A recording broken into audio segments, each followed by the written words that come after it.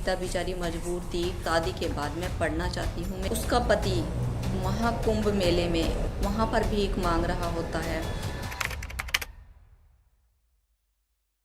Hello दोस्तों, कैसे हैं आप सभी? आई होप आप सब अच्छे होंगे। तो आज हम फिर से यूट्यूब के माध्यम से आपको एक स्टोरी बताना चाहते हैं जो सत्य है। और आपको ये स्टोरी कैसी लगती है? अगर आपको ये स्टोरी अच्छी लगती है तो आप चैनल को लाइक कीजिए, सब्सक्राइब भी कीजिए, ज़्यादा से ज़्यादा शेयर भी कीजिए। स्टोरी को देखिए, लास्ट तक ज़रूर सुने। आप बीच में स्टोरी को कोई ना छोड़े, स्किप कर करके कोई ना सुने। तो स्टोरी को जब आप पूरा सुनेंगे तभी आपको पता चलेगा कि स्टोरी में ऐसा खास क्या है। स्टोरी शुरू करने से पहले मैं आप सबसे बताना चाहूँगी, ये उन महिलाओं के मुंह पर तमाचा है जो महिला सोशल मीडिया से गंदे तरीके से पैसा कमाना चाहती हैं। तो ये उनके लिए एक सबक होगा कि आप भी, अगर आपके अंदर जुनून है और आप पैसा कमाना चाहती हैं, सोशल मीडिया से कमाना चाहती हैं, तो आप किस तरह से पैसा कमा सकती हैं। तो आपके अंदर एक जुनून होना चाहिए, एक जज्बात होने चाहिए आपके अंदर, तो आप पैसा कमा सकते हैं सोशल मीडिया से। ज़रूरी नहीं है कि आप गलत तरीके से, गलत पोस्ट डाल के, गलत वीडियो डाल के ही आप ये सोशल मीडिया से पैसा कमाएं। क्योंकि आप इस तरह के अगर वीडियोस डालते हैं या फिर आप अपनी गलत तरीके की पोस्ट डालते हैं, तो आप ये समझिए कि आने वाली जनरेशन पर क्या प्रभाव पड़ने वाला है। आप तो अभी तो बना रहे हैं इस तरह के वीडियो, जिस तरह के पोस्ट डाल रहे हैं, लेकिन जब आपके बच्चे होंगे, आपके बच्चे इस तरह की वीडियोज और इस तरह के पोस्ट आपकी देखेंगे, तो उनके दिमाग पर किस तरह का प्रभाव पड़ेगा, ये आपने शायद कभी सोचा भी नहीं होगा। एक उम्र होगी जब आपको इस सब को सोचने पर मजबूर हो जाना पड़ेगा कि आप किस तरह की वीडियो बनाते थे।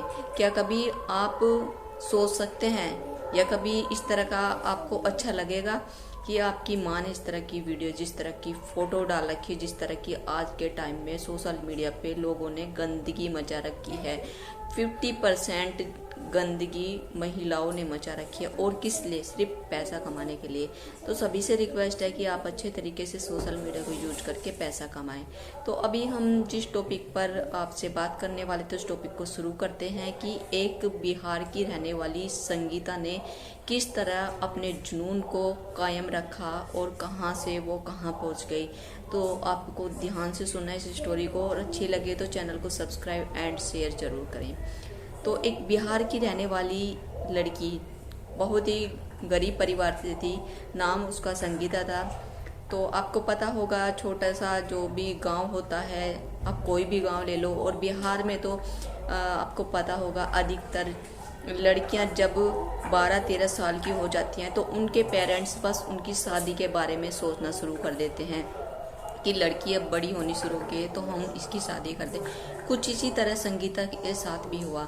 संगीता जैसे ही 12-13 साल की हुई, उसके पेरेंट्स ने सोच लिया कि इसकी शादी करनी है। लेकिन संगीता शादी कराना नहीं चाहती थी, क्योंकि संगीता पढ़ाई लिखाई में बहुत अच्छी थी और उसके अंदर कुछ जुनून था, वो कुछ करना चाहती थी, कुछ करके दिखाना चाहती थी। लेकिन घर वालों की सोच विचार कुछ और ही थे, और घर वालों ने उस संगीता की एक बिहार में रहने वाले लड़के से उसकी शादी तय करी। और घर वालों ने अपनी बेटी से, संगीता से कहा कि अब तुम्हें जितने दिन यहाँ रहना है, मौज मस्ती करनी है, वो तुम सब कर सकती हो, अभी कुछ टाइम बाद हम तुम्हारी शादी कर देंगे। तो संगीता को ये सब कुछ अच्छा नहीं लग रहा था सुनकर, और संगीता शादी कराना भी नहीं चाहती थी। लेकिन क्या करे, संगीता बेचारी मजबूर थी, अपने दिल की बात किसी को ना बता सकी। और संगीता के जो टीचर्स थे, उसको पढ़ाते थे, वो भी संगीता को हमेशा इस तरह से ही बोलते थे कि तुम संगीता कुछ करो, तुम कुछ कर सकती हो और अपने सपनों को पूरा कर सकते हो, तुम्हारे अंदर हमने वो जुनून देखा है, तुम पढ़ाई लिखाई में बहुत अच्छी हो। लेकिन संगीता अपने दिल की बात किसी को ना बता सकी, और संगीता के साथ वही हुआ कि उसकी 12-13 साल की उम्र में उसके घर वालों ने उसकी शादी कर दी। तो संगीता की शादी हो जाती है। शादी होने से पहले क्या हुआ उसके साथ, ये बहुत इंटरेस्टिंग है। जब उसके घर वाले, लड़के के घर वाले संगीता को देखने के लिए आते हैं, तो संगीता अपनी एक छोटी सी डिमांड उन सबके सामने रखती है कि मैं शादी तो कर लूँगी, लेकिन मेरी आप सभी से छोटी सी रिक्वेस्ट है कि शादी के बाद मैं पढ़ना चाहती हूँ, मेरे कुछ सपने हैं, वो मैं अपने सपने पूरे करना चाहती हूँ। तो संगीता ने अपने जैसे ही घर वाले से बताया जिससे उसकी मतलब कि शादी होने वाली थी। तो उसके घर वाले ने ये सोचा मन ही मन कि कोई बात नहीं, अभी तो मैं हाँ भर लेता हूँ, बाद की बात में देखी जाएगी। तो उस लड़के ने उसको संगीता को बोल दिया कि ठीक है, हम तुम्हें पढ़ाएंगे शादी के बाद।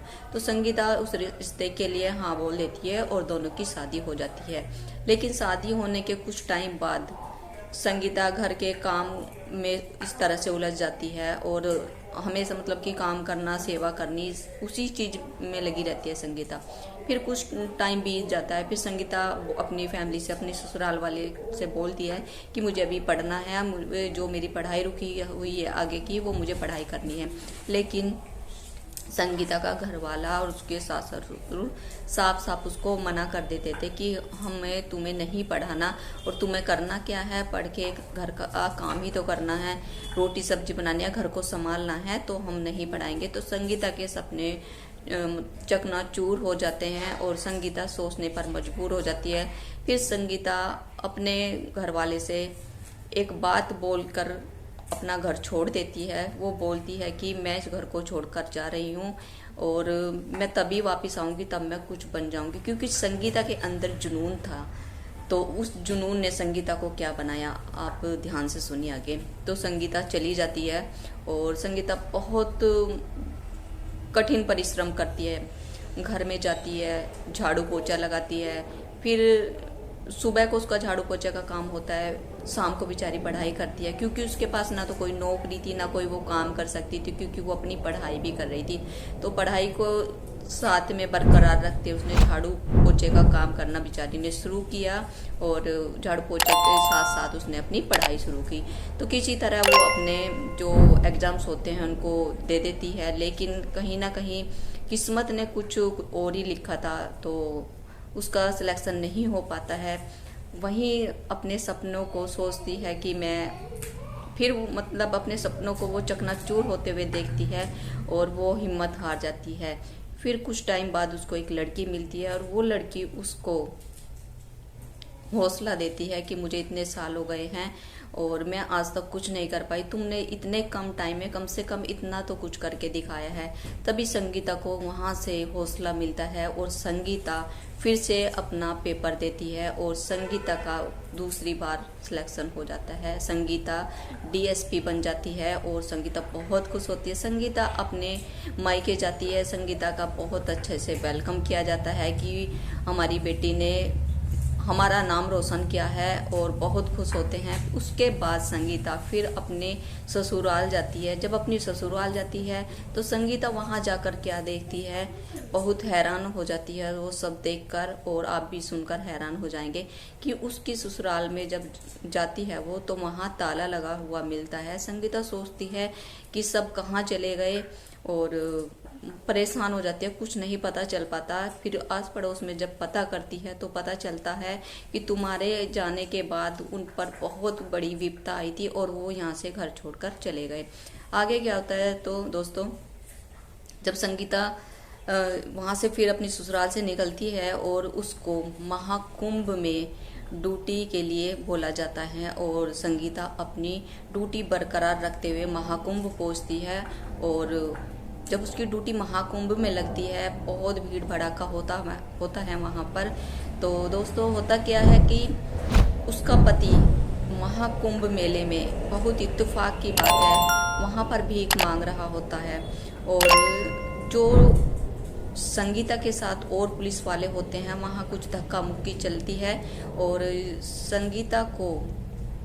संगीता अपने पति को नहीं देख पाती, लेकिन संगीता का पति अपनी पत्नी को देख पाता है, लेकिन वो कुछ नहीं बोल पाता क्योंकि उसको पुलिस की वर्दी में देखकर वो कुछ नहीं बोल पाता, क्योंकि उस टाइम वो भिखारी होता है। उसको लगा कि शायद मैं इन सबके साथ इन सामने मैं संगीता को कुछ बोलूँ तो उसकी बेइज्जती होगी कि मैं एक भिखारी हूँ और मेरी वाइफ डीएसपी बन चुकी है। लेकिन संगीता की फिर नज़र अपने पति पर पड़ जाती है और संगीता सभी पुलिस वालों को रोकती है कि तुम यहाँ कोई धक्का मुक्की मत करो, ये कोई भिखारी नहीं है, ये मेरे पति हैं, और सबके सामने अपना पति स्वीकार करती है। तभी संगीता के हस्बैंड की आंखें भर जाती है और बहुत रोता है उसका हस्बैंड और बोलता है कि मैंने बहुत बड़ी गलती करी कि मैंने तुम्हें ठुकरा दिया और तुम्हें मतलब कि पढ़ने लिखने का बहुत शौक था और तुम कुछ करना चाहती थी, लेकिन तुम्हारे अंदर कुछ जुनून था, तुमने कर दिखाया, मुझे माफ़ कर दो।